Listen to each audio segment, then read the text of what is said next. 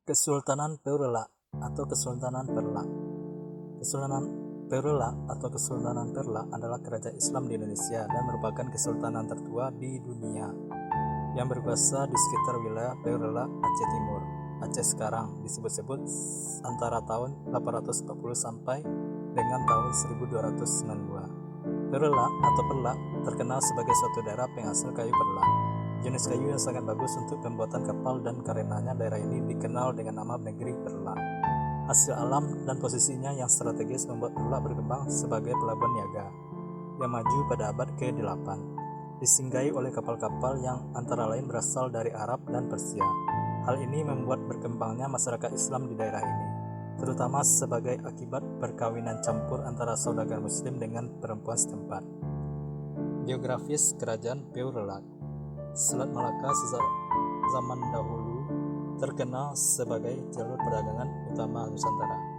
Pedagang dari berbagai penjuru dunia berlayar melalui selat tersebut untuk melakukan perdagangan.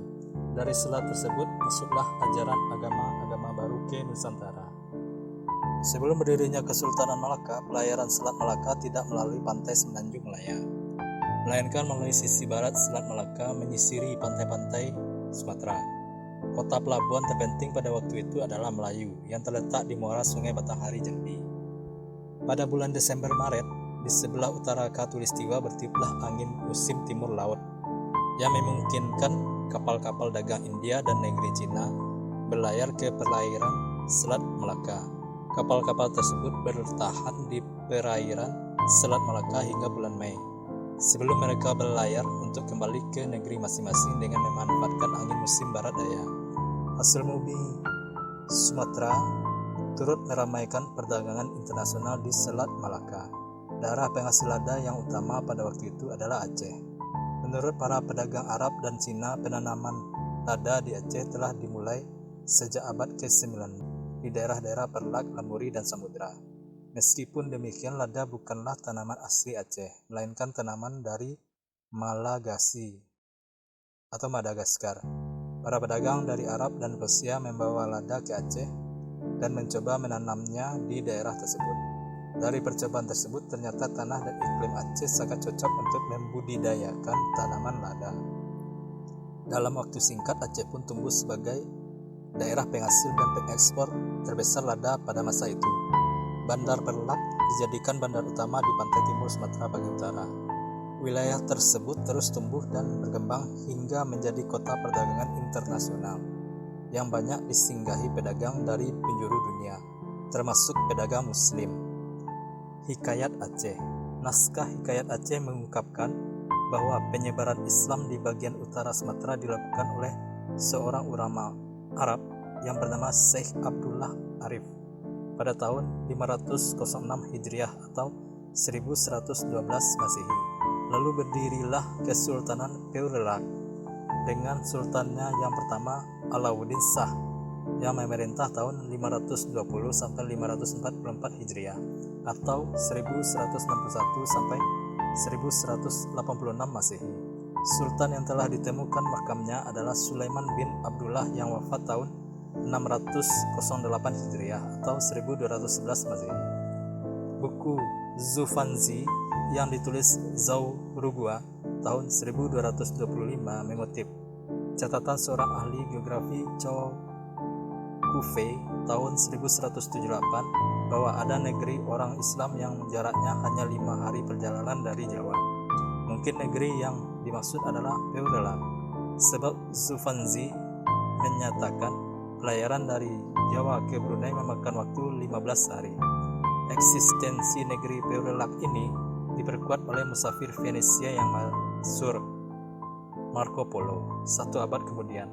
Ketika Marco Polo pulang dari Tiongkok melalui laut pada tahun 1291, dia singgah di negeri Perlak yang sudah memeluk agama Islam. Perkembangan dan pergolakan. Sultan pertama Perlak adalah Sultan Alauddin Syekh Maulana Abdul Aziz Shah yang beraliran Syiah dan merupakan keturunan Arab dengan perempuan setempat yang mendirikan Kesultanan Perlak pada 1 Muharram 225 Hijriah atau 840 Masehi. Ia mengubah nama ibu kota kerajaan dari Bandar Perlak menjadi bandar khalifah. Sultan ini bersama istrinya Putri Nurah Madum Kudawi kemudian dimakamkan di Paya Meoligo, Perlak, Aceh Timur. Pada masa pemerintahan Sultan ketiga, Sultan Alaiddin Said Maulana Abbas Shah, aliran Sunni mulai masuk ke Perlak. Setelah wafatnya Sultan pada tahun 363 Hijriah atau 913 Masehi terjadi perang saudara antara kaum Syiah dan Sunni, sehingga selama 2 tahun berikutnya tidak ada Sultan. Kaum Syiah memenangkan peperangan dan pada tahun 302 Hijriah atau 916 Masehi, Sultan Alaiddin Said Maulana Ali Muhammad Shah dari aliran Syiah naik tahta. Pada akhir pemerintahannya terjadi lagi pergolakan antara kaum Syiah dan Sunni yang kali ini dimenangkan oleh kaum Sunni, sehingga sultan-sultan berikutnya diambil dari golongan Sunni. Pada tahun 362 Hijriah atau 956 Masehi, setelah meninggalnya Sultan ke-7, Sultan Makdum Alaiddin Abdul Malik Shah Johan Berdaulat, terjadi lagi pergolakan selama kurang lebih 4 tahun antara Syiah dan Sunni, yang diakhiri dengan perdamaian dan pembagian kerajaan menjadi 2 bagian. Perlak pesisir atau Syiah dipimpin oleh Sultan Alaiddin Said Maulana Shah tahun 986 sampai 988. Perlak pedalaman atau Sunni dipimpin oleh Sultan Makdum Alaiddin Malik Ibrahim Shah Johan Berdaulat tahun 986 sampai 1023. Sultan Alaiddin Said Maulana Shah meninggal waktu Kerajaan Sriwijaya menyerang Perlak, dan seluruh Perlak kembali bersatu di bawah pimpinan Sultan Makdum Alaiddin Malik Ibrahim Shah Johan Berdaulat yang melanjutkan perjuangan melawan Sriwijaya hingga tahun 1006. Serangan Sriwijaya. Pada tahun 986, Kerajaan Sriwijaya atau Kerajaan bercorak Buddha di Nusantara menyerang Kesultanan Perlak pesisir. Peperangan hebat pun pecah yang mengakibatkan pasukan kerajaan tersebut terlibat. Dalam perang ini, Sultan Perlak pesisir yaitu Sultan Alaiddin Said Maulana Mahmud Shah gugur dalam peperangan. Pasca gugurnya Sultan Perlak pesisir, wilayah Kesultanan Perlak secara keseluruhan akhirnya dikuasai oleh Sultan Perlak pedalaman yang beraliran Sunni. Kehadiran pasukan Sriwijaya di wilayah Perlak segera direspon oleh Sultan Malik Ibrahim Shah dengan mengorbankan semangat rakyat Perlak untuk melawan Sriwijaya. Pertempuran besar pun terjadi selama bertahun-tahun.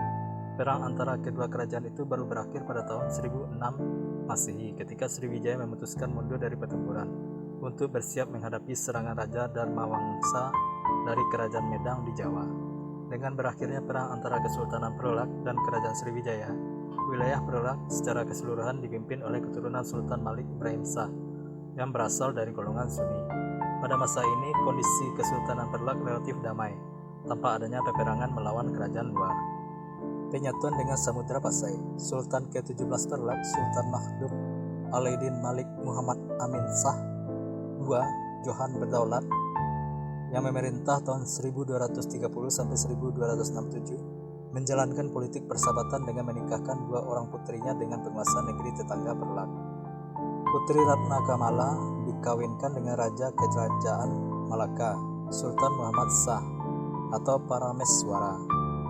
Putri Ganggang dikawinkan dengan Raja Kerajaan Samudra Pasai, Al-Malik Al-Saleh. Sultan terakhir Perlak adalah Sultan ke-18, Sultan Makdum Alaiddin Malik Abdul Aziz Johan Berdaulat, memerintah tahun 1267 sampai 1292. Setelah ia meninggal, Perlak disatukan dengan Kerajaan Samudra Pasai di bawah pemerintahan Sultan Samudra Pasai, Sultan Muhammad Malik Az-Zahir, putra Al-Malik Al-Saleh. Silsilah Sultan Perlak. Sultan Perlak dapat dikelompokkan menjadi 2 dinasti. Dinasti Said Maulana Abdul Aziz Shah dan dinasti Johan Berdaulat. Berikut daftar sultan yang pernah memerintah Perlak. 1. Sultan Mahmud Alauddin Said Maulana Abdul Aziz Shah Zilullah fil Alam pada tahun 1225 Hijriah atau 1810 Masehi. 2. Sultan Alauddin Said Maulana Abdurrahim Shah Zilullah fil Alam tahun 1249 Hijriah atau tahun 1833 Masehi. 3. Sultan marhum Alauddin Said Maulana Abbas Shah Zilullah fil Alam tahun 1285 Hijriah atau tahun 1868 Masehi. 4. Sultan marhum Alauddin Said Ali Mugayyad Shah Zilullah fil Alam tahun 1302 Hijriah atau 1885 Masehi.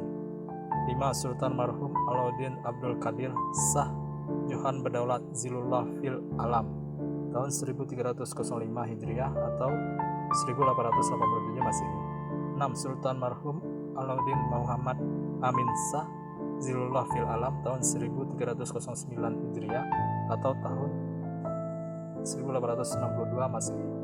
7. Marhum Alauddin Abdul Malik Shah Zilullah fil Alam tahun 1327 Hijriah atau 1909 Masehi.